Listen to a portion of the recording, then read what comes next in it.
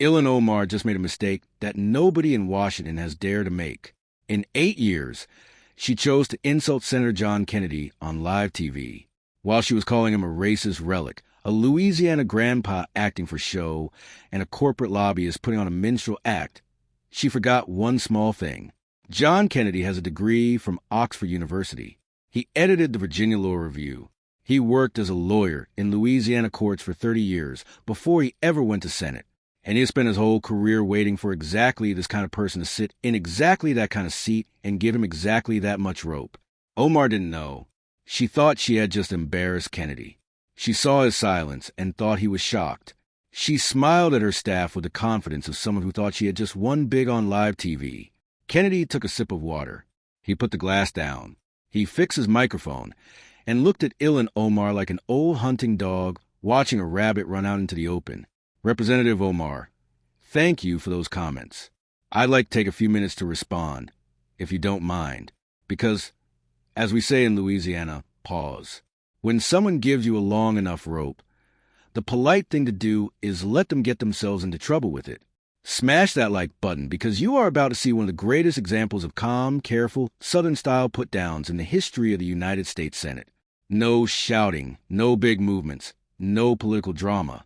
Just a 73-year-old country lawyer from Louisiana who also has an Oxford law degree slowly breaking down every claim Ilhan Omar made against him and making her actually ask for a break before he was done. Here's what you need to know about Senator John Neely Kennedy. He graduated from Vanderbilt University with top honors, with degrees in political science and philosophy. He earned his law degree from the University of Virginia, where he was an editor of the Virginia Law Review, one of the top 10 law journals in America. And he studied at Magdalene College, Oxford University, where he earned a Bachelor of Civil Law with top honors, the highest level Oxford gives. That is the man Ilhan Omar just called uneducated. That is the man she called a racist relic putting on a show. That is the man she told on live TV that his time is ending. She was about to find out whose time was really ending. God help her. The Senate Judiciary Committee hearing started at 10 a.m. in the Dirksen Senate Office Building, Room 226. The topic was foreign influence in American elections and public institutions, a very sensitive political issue that got coverage from major networks and was fully broadcast on C-SPAN. The witness list was carefully balanced. Republicans invited experts from conservative think tanks who talked about foreign election interference and immigration fraud.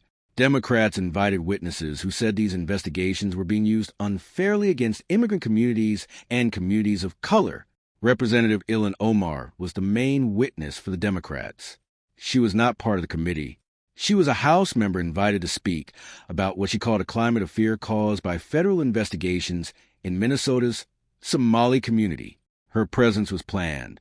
With the Minnesota welfare fraud case growing to $9 billion and her own immigration history being looked at again by the Department of Justice, her appearance was meant to change the story, not as a real investigation of fraud, but as a racist attack on immigrants. Senator John Kennedy sat in his usual seat on the Republican side of the committee. He wore a dark suit, a patterned tie, and reading glasses that he fixed now and then while looking at a thick binder of papers. He said nothing during Omar's 10-minute opening statement. He took notes, slow, careful, old-style handwritten notes on a yellow legal pad. When Omar finished her opening statement, she received warm applause from the Democratic side of the D's. Senator Dick Durbin nodded approvingly. Senator Sheldon Whitehouse gave her a small smile of solidarity. Committee Chairman Chuck Grassley recognized members for questions. The first three Republicans asked predictable questions about the Minnesota fraud case, about Omar's past comments on Israel, about her refusal to cooperate with the Oversight Committee's document requests. Omar deflected each question with practiced ease, returning every answer to her central frame, that the questions themselves were racist. Then Chairman Grassley recognized Senator Kennedy. Kennedy spoke slowly. He always did. Representative Omar, thank you for being here today. I've got just a few questions. I'm hoping we can have a respectful conversation about some serious issues facing our country. He smiled the small, polite smile of a Southern gentleman, starting what he expected to be a cordial exchange. Ilhan Omar saw her opportunity. She leaned into her microphone. Her expression hardened, and she delivered what her staff had clearly prepared in advance. A 2-minute attack that would become in the hours that followed the most strategically disastrous speech of her political career. Senator Kennedy, with all due respect, and I use that phrase loosely, you represent everything that is wrong with this country. You are a white Southern man from a state built on the backs of enslaved black people. You speak in that affected down-home accent to disguise the fact that you are a corporate lobbyist who attended elite schools and spent your career protecting the interests of the wealthy. The hearing room went still. You sit there pretending to ask questions in good faith. But we all know what this really is. This is a performance, a minstrel show for your racist base. You are a Louisiana grandpa cosplay, a character you play to make your real agenda more palatable. She looked directly at Kennedy. Her voice rose. I don't owe men like you any explanation. I don't owe you my story. I don't owe you my answers. You are a relic of an America that is dying, and I and my constituents and the future of this country will dance on the grave of everything you represent. Your time is ending, Senator. The reckoning is coming, and no amount of folksy anecdotes or down-home charm will save you or your kind from history's judgment. She leaned back. She crossed her arms. She looked at Kennedy with a satisfied expression of someone who had just delivered a knockout blow. A small wave of applause came from the Democratic side of the committee dais. A progressive journalist in the front row of the press gallery whispered, "Damn," with visible admiration on social media in real time, #Ilhan destroys. Kennedy began to trend. Kennedy did not react. He did not frown. He did not lean forward. He did not fold his arms defensively. He sat perfectly still and let Omar speak. When she finished, he took a slow sip of water from the glass on his desk. He set the glass down with deliberate care. He looked down at his yellow legal pad. He fixed his reading glasses. He looked up. He looked at Omar for 4 full seconds without saying anything. Then he spoke. "Mr. Chairman, thank you. Representative Omar, thank you for your honesty. I appreciate it. I really do." His voice was exactly the same as it had been 90 seconds earlier. Slow, calm, Louisiana style.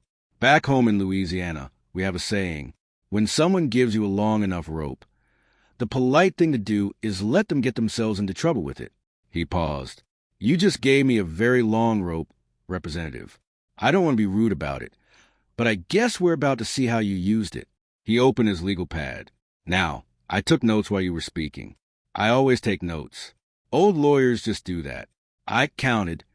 Let me check 9 specific accusations you made about me in about 2 minutes. That's impressive. Very efficient.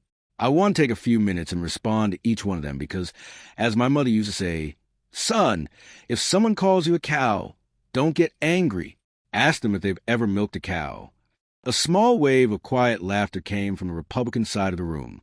Even one Democratic senator, who didn't fully realize what was happening yet, let out a quick smile. Omar's face changed for a moment, the first sign that she might have made a mistake. "Representative, you spoke for 2 minutes. I'd like 15 minutes to respond. As we say in Louisiana, fair is fair. Is that okay, Mr. Chairman?" Grassley nodded. "The senator has 15 minutes. Kennedy smiled. "Much appreciated, Mr. Chairman." He turned back to Omar. "Representative Omar, let's start with accusation number 1. Kennedy tapped his yellow legal pad with his pen. "Your first claim, Representative, is that I am, and I'm quoting you now, uneducated. You said the way I talk is an act to hide the fact that I went to elite schools. I want to make sure I understood that correctly. You're saying I'm pretending to be simple, but I'm actually educated. Do I have your accusation correct?" Omar didn't answer. She stared at him. "Representative, I'll take your silence as confirmation.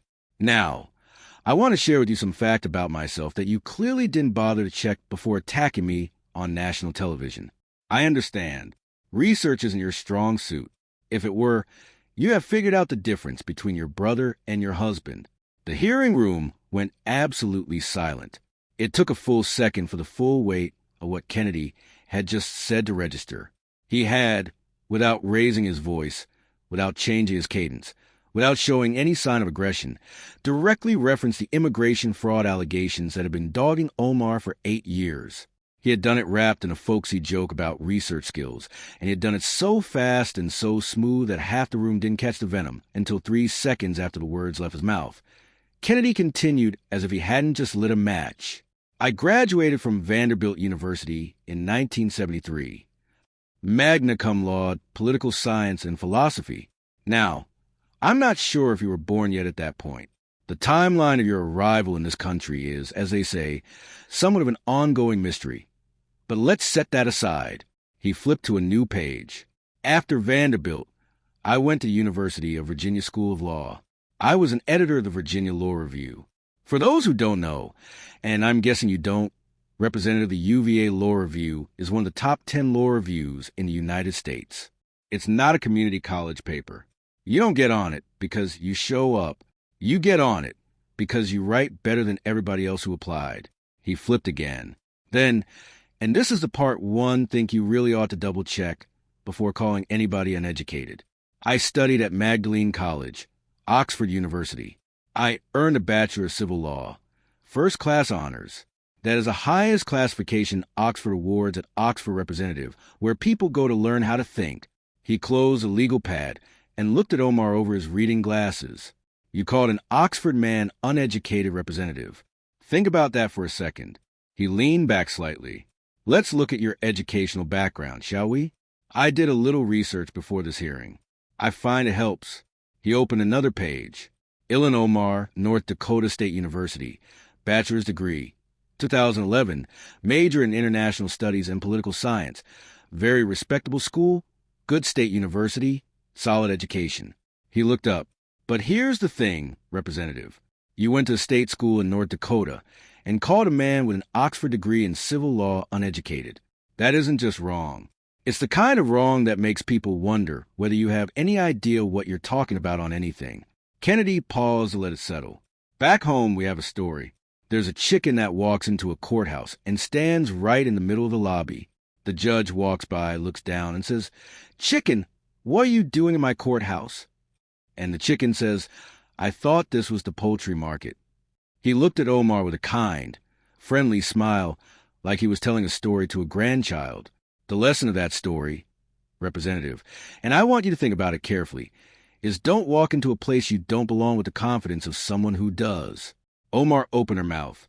Senator, this kind of response is not. Kennedy raised one finger, not in a harsh way, but gently, like a teacher asking a student to wait their turn. Representative, you spoke for 2 minutes. I have 14 minutes and 9 seconds left. As we say in Louisiana, fair is fair. I will let you speak when I am done. You have my word on that. She leaned back. The small doubt on her face was now clearly visible. Accusation number 1. Representative. Dismissed.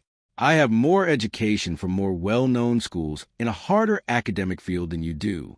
But I speak slowly because my mother spoke slowly. I use country sayings because my father used country sayings. And I act simple because, as you just showed, some people will give me a very long rope when they think I'm not smart enough to tie a knot. He reached for his glass of water. On to accusation number 2. Kennedy took a sip, put the glass down, and turned a page on his legal pad. Your second claim, Representative, is that Louisiana was built on the backs of enslaved black people, and that I represent that history. I want to take that seriously, because it is a serious topic. History matters. Slavery was a terrible system, and Louisiana, like many states, has painful history in its past. He paused, and for the first time, his voice sounded different. Not angry, but serious. But let's be clear, Representative, because being clear matters when we talk about history. He turned to a page with notes. Slavery in America was not just a Southern system. It was an American system.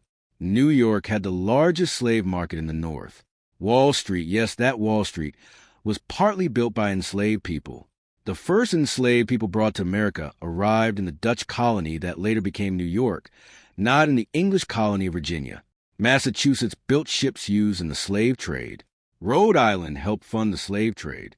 So when you point only at Louisiana and at me, you are using a selective standard that, if used the same way everywhere, would also include your own state of Minnesota, which was built by settlers on land taken from the Dakota people through treaties that were broken by your state's founders.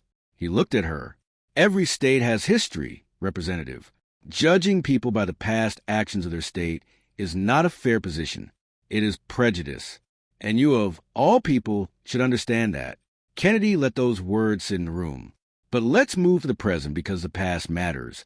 But the present matters more. He turned the page. Louisiana today is 32% African-American. We are one of the most racially diverse states in America. New Orleans is the most ethnically and culturally diverse city in the Western Hemisphere. Louisiana was the second state in the South to elect an African-American to the United States Congress after Reconstruction. We've elected African-Americans as mayors, as judges, as district attorneys, as state legislators, as members of Congress. He looked up Cleo Fields. Do you know that name, Representative? He's an African-American Democrat from Baton Rouge. He served in Congress alongside your political predecessors. Louisiana elected him, not Minnesota. Louisiana. So when you paint my state with a broad brush of built on slavery, you are ignoring the fact that we have done more to integrate our history, acknowledge our sins, and elect diverse leadership than most so-called progressive states have ever managed. He shifted slightly. Now, let's talk about your state representative, Minnesota. You represent Minnesota's 5th Congressional District, and I'd like to ask you about a number $9 billion. Omar's jaw tightened. $9 billion representative is the estimated upper bound of the welfare fraud currently under federal investigation in Minnesota. The Feeding Our Future scandal started at a confirmed $250 million.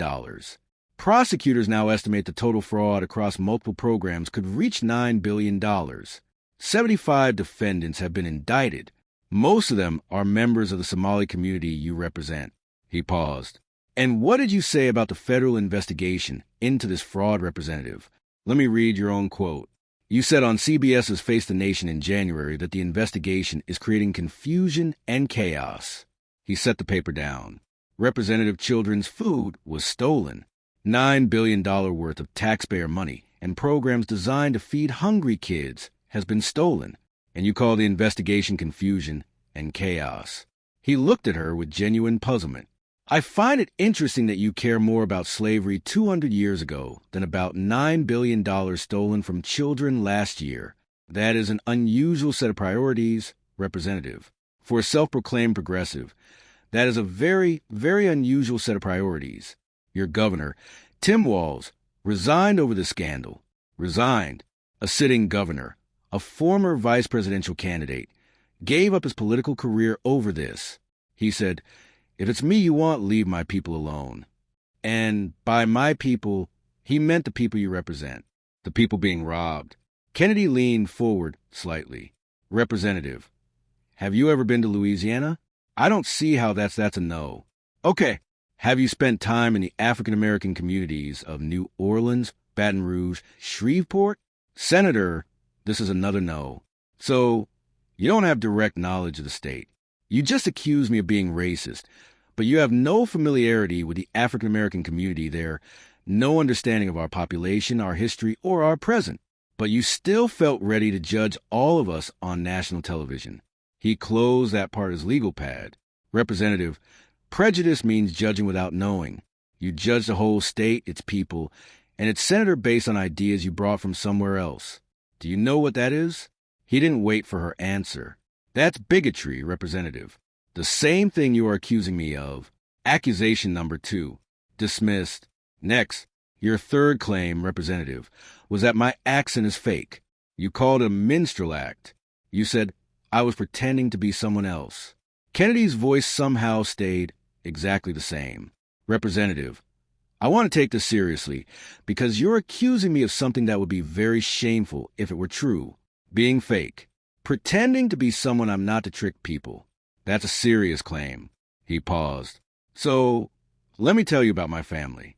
His tone changed, not to anger, but to something softer and more personal. My mother was born in Zachary, Louisiana, a small town about 20 miles north of Baton Rouge. She was a school teacher. She talked the way I talk. Slow pace, soft sounds, the special rhythm of East Louisiana speech. My father was born in Centerville, Mississippi. He spent his whole life in Louisiana and Mississippi. He talked the way I talk. My grandfather, the man who taught me how to read, Representative, was a Methodist preacher in a tiny town called Glenmora, Louisiana. About 200 people live there. He talked the way I talk. He looked straight at Omar. I talk the way I do because my family has talked this way for 6 generations in this place. My accent is not an act, Representative. It's something passed down to me. His voice became slightly quieter. You just accused me of acting out my own mother's heritage. That's what you did. Kennedy let that sit in the room. Representative Omar, I want you to do something with me. I want you to stop for a moment and consider an analogy. He took off his reading glasses, set them on the desk, looked at her without the glasses, an unusual gesture for him, signaling that what he was about to say was personal.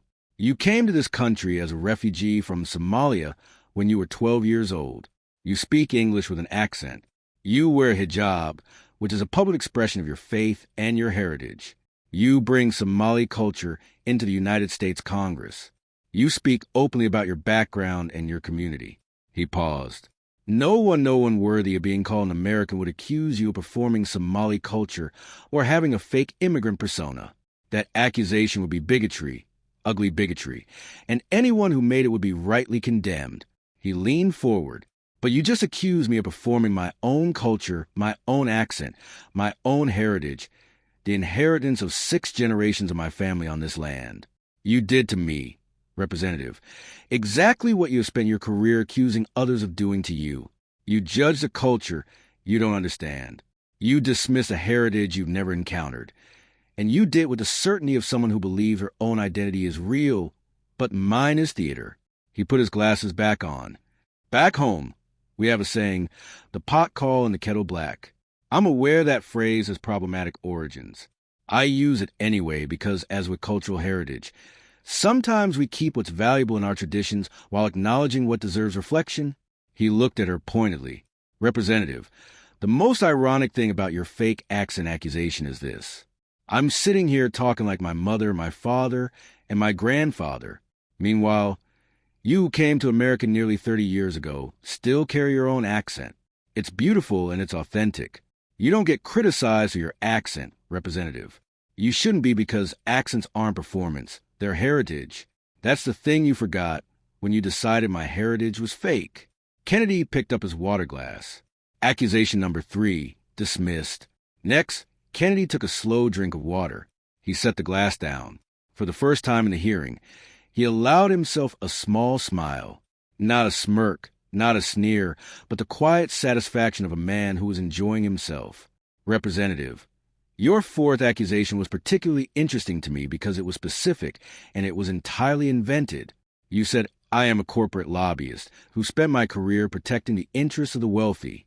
I want to address that thoroughly because false accusations of corruption are something I take personally. He flipped to a new page. Let's look at my career, Representative. I attended law school at UVA. I practiced law in Louisiana for about 15 years, mostly commercial litigation, some appellate work. Then in 2000, I was elected Louisiana State Treasurer. I held that office for 16 years for consecutive terms, elected by the people of Louisiana, not appointed by any corporation. As State Treasurer, my job was to manage the state's financial assets, including the pension fund for state employees. That fund was worth about $20 billion. I was responsible for protecting the retirement savings of teachers, firefighters, police officers, nurses, and state workers. He looked at Omar. Now, Representative, I'd like you to look me in the eye and tell me which part of that career involved being a corporate lobbyist, because I've been trying to find it and I just can't see it anywhere. Omar looked back but said nothing. I was never a lobbyist, Representative. I've never signed up as a lobbyist. I've never worked for a lobbying firm. I've never taken money from companies to speak for their interests. That's just not what I did in my career. He paused. But here's something interesting, Representative. While I was looking into my own background, and I had to look very carefully because you made many accusations, I also looked into your background to see if your claims might actually say more about you than about me. He turned the page. Your husband, Tim Minot. His consulting firm is called E Street Group. During the 2020 election cycle, your campaign paid E Street Group. He paused for effect. $3 million. $3 million from donors. People who thought they were supporting a progressive congresswoman had their money go through your campaign into a consulting firm owned by your husband. The FEC, the Federal Election Commission, told your campaign to correct its records because of the setup. That is public information, Representative. He let that sit for a moment. Then your husband used that money to invest in cannabis businesses and wineries. And now some of those businesses are involved in lawsuits. Business partners have claimed that $1.7 million went missing, disappeared right out of the accounts. He put the page down. So let's compare, Representative. I, the man you accuse of corruption, have a 40-year career in law and public service with no corruption claims. I have never been investigated for financial wrongdoing. I have never had the FEC tell me to fix my records. I have never sent campaign money to family businesses that later lost large amounts of money. You, the person making the accusation, have recorded campaign finance issues, a family business, set up that the FEC stepped into, and related business lawsuits involving missing money. He looked at her with something close to sympathy. Back home, Representative, we have a saying, when you point one finger at someone else, 3 fingers point back at you. You just accused me of corruption. You, a person with a well-documented record of campaign money problems, accused me of corruption. Back home, we call that projection. Even a first-year psychology student could recognize it. Maybe you should have studied psychology instead of international studies. You might have recognized the pattern in yourself. Kennedy paused. I have to ask, Representative, when you decided to attack a senior member of the Senate Judiciary Committee on live television, did you check whether your attacks were actually valid, or did you assume I was either too polite or too stupid to respond? He smiled faintly. Because here's the thing about that assumption. You were wrong about the polite part. 2. Accusation number 4, dismissed. Next. Kennedy closed his legal pad briefly. He looked at Omar over his reading glasses. Then he reopened the pad to the final section. Representative, your last accusation is the one I want to close with. You said my time is ending. You said a reckoning is coming for everything I represent. That's pretty dramatic rhetoric, Representative. Very intense. Made me wonder whose time is actually ending here. He turned a page and began methodically. Let's look at your recent record, shall we? You were removed from the House Foreign Affairs Committee. That was a bipartisan vote. Republicans led it, but enough Democrats agreed that you lost your seat. The reason anti-Semitism, your comments about the Benjamins, your dual loyalty accusations against American Jews, your characterization of Jewish students at Columbia as pro-genocide. You were formally censured by the House of Representatives. Censure is one of the most severe punishments Congress can apply short of expulsion. You stood in the well of the House while the resolution was read aloud, condemning you. The Department of Justice is currently investigating your immigration history. The Department of Homeland Security is pulling your files. Tom Mann, the administration's border czar, told Newsmax that one of the best fraud investigators in Homeland Security investigations is reviewing your file personally. Those are not my words, Representative. Those are the words of the administration's border czar. The House Oversight Committee is investigating your family's finances and your husband's business dealings. Your state's governor, Tim Walz, resigned over a fraud scandal that centers on the community you represent. $9 billion, Representative. Children's food programs. You are the congresswoman of the district most affected, and you have spent your time attacking the investigators instead of thieves.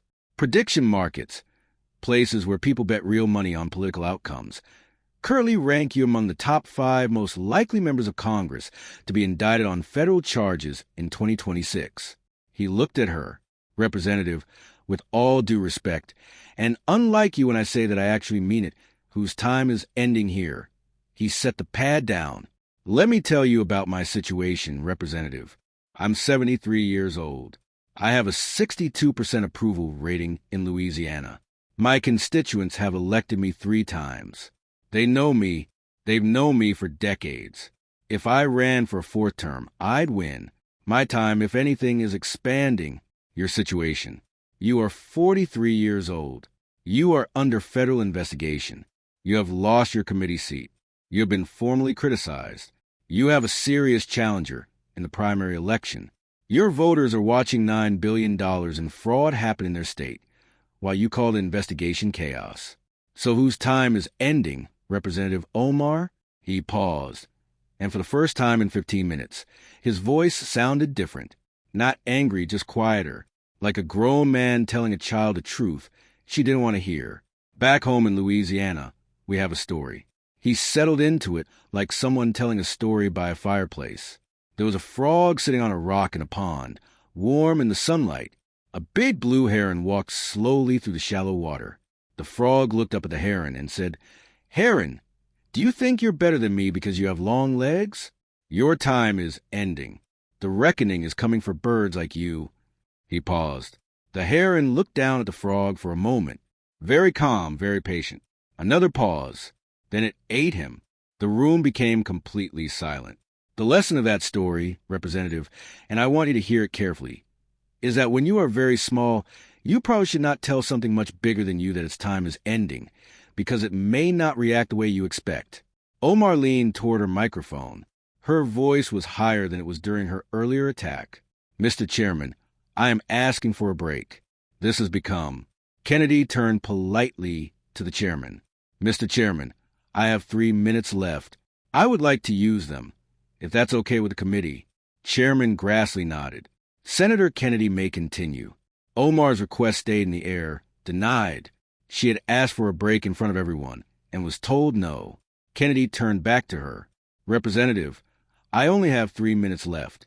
I will try to keep it short." He closed his legal pad for the last time. "You came to this hearing planning to attack me. I understand that. That is what politics has become. But when you chose to attack, you chose everything. Not just my politics, but my identity, my accent, my heritage, my parents, my education, my integrity. All of it. That was a tactical mistake. Because when you attack everything, you give the other person permission to defend everything. And when the other person has enough material to defend an Oxford education, 40 years of public service, a clean financial record, and the patience to respond slowly, the fight becomes something other than what you imagined. Your accusations about me have been addressed and dismissed. My statements about you anti-Semitism campaign, finance violations, Minnesota fraud, deflection, active federal investigation remain, and they are documented. So when you leave this room today, I'd suggest you think about a question. It's not my question. It's the question your constituents are asking. It's the question the DOJ is asking. It's the question every American watching this hearing today is asking.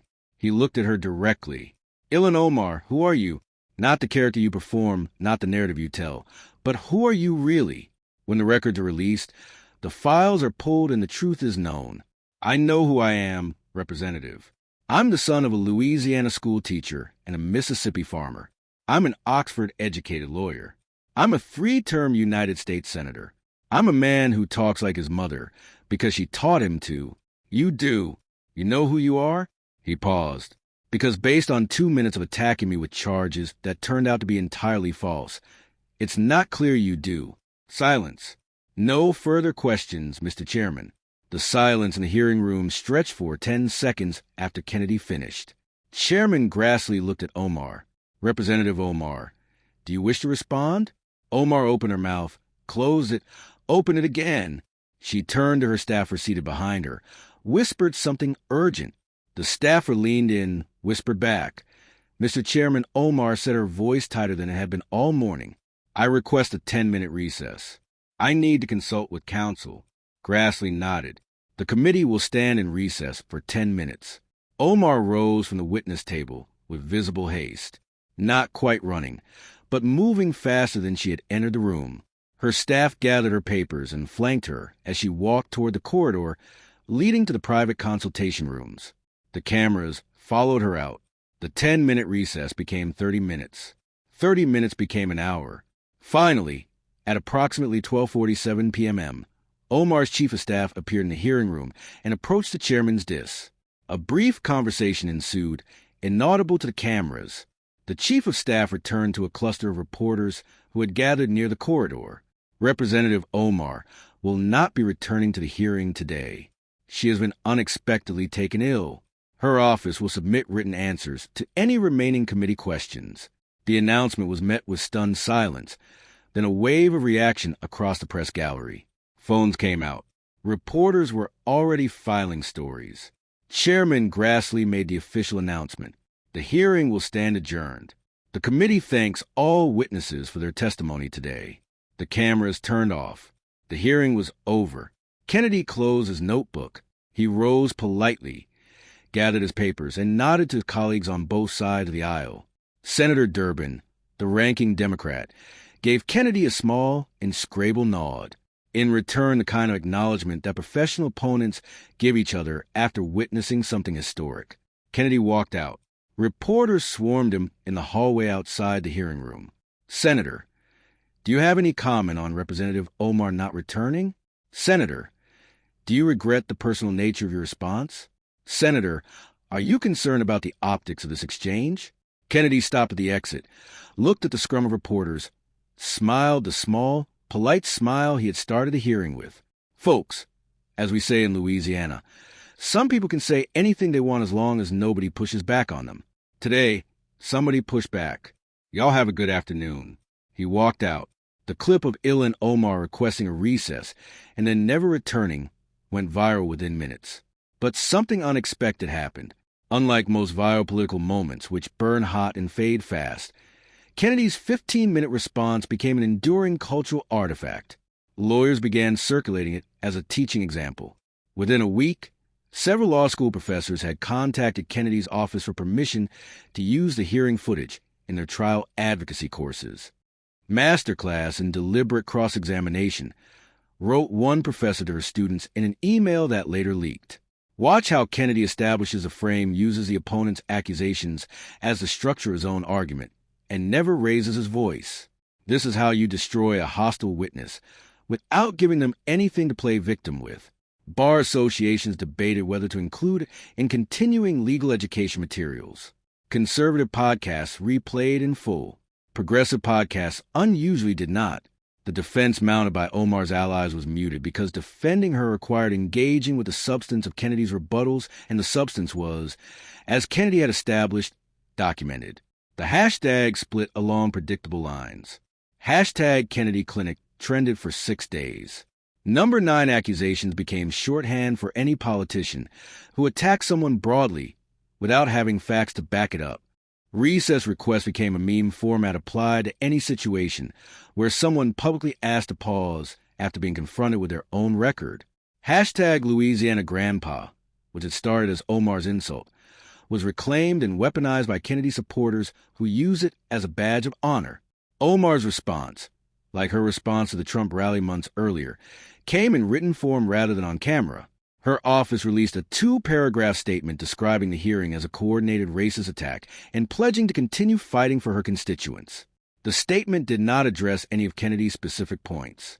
Not the education records, not the Louisiana demographic facts, not the campaign finance documentation, not the prediction market indictment odds, not the ongoing DOJ investigation. 2 paragraphs of nothing. Again, the political impact moved faster than expected. Within 2 weeks, Omar's primary challenger in Minnesota's 5th District had raised an additional $4. $2 million in small dollar donations, unprecedented for a primary challenge against an incumbent. Progressive media, which had previously given Omar reflexive defense, began a slow, careful distancing.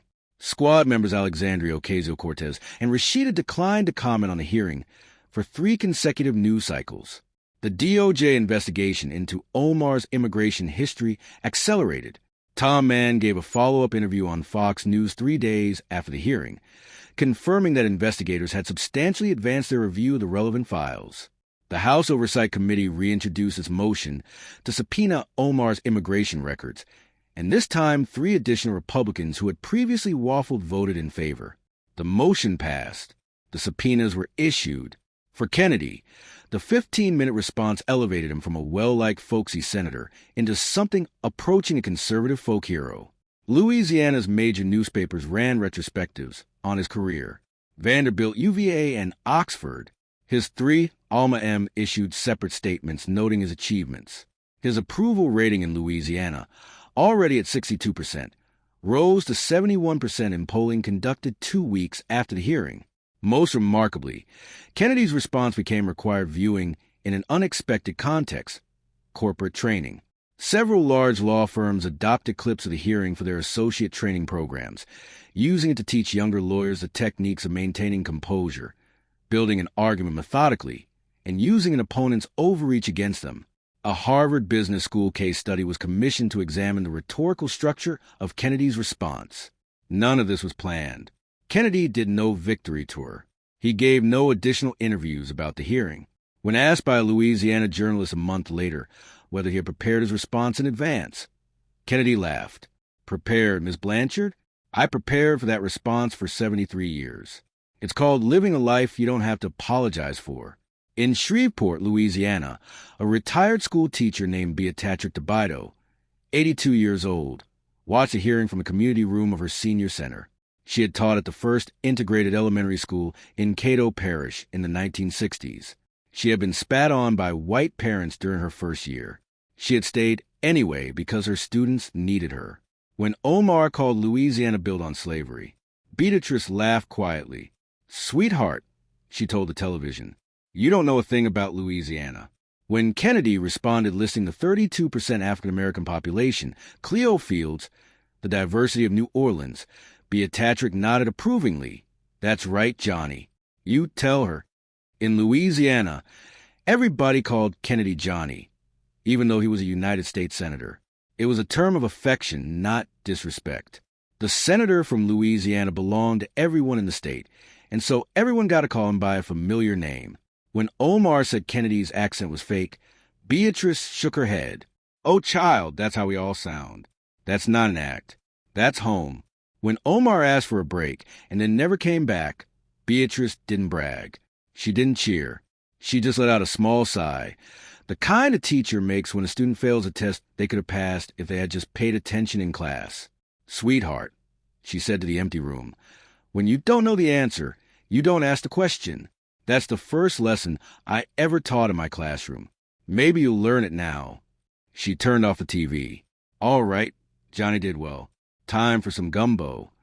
If you made it this far, you just saw what happens when someone goes after a man who was ready, who had the education to match, the record to stand up to checking, and the patience to let the other person get themselves into trouble before replying. Smash that like button.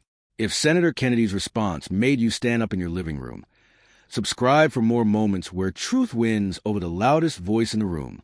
Share this story with anyone who remembers when political debates were about facts, not insults. Comment below, what was your favorite moment? The Oxford part, the chicken story, the frog and the heron, the request for a break. Let us know. Turn on notifications because Ilhan Omar's problems are not finished. The DOJ investigation is moving faster. Oversight subpoenas are active. The primary challenger is gaining strength. And somewhere in Louisiana, a 73-year-old senator is probably eating lunch, reading notes, and quietly waiting for the next person who thinks they can scare a country lawyer. God bless our veterans who taught us the difference between strength and loudness. God bless our teachers like Beatrice Thibodeau, who helped integrate schools when it was dangerous. God bless every American who still believes that facts, education, and patience are stronger than slogans, insults, and noise. She came to attack. He came to respond. Only one of them stayed in the room. As they say in Louisiana, sometimes the rope is longer than you think.